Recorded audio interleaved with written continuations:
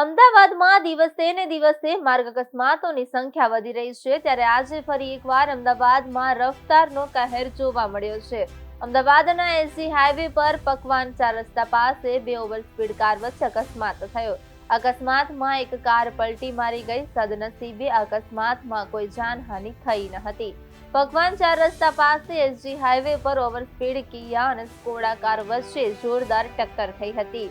બંને કારની ટક્કર થતાં જ એક કાર પલટી મારી ગઈ હતી. આ અકસ્માતમાં કોઈ પણ પ્રકારની જાનહાનિ ન થઈ હોવાનું સામે આવ્યું છે.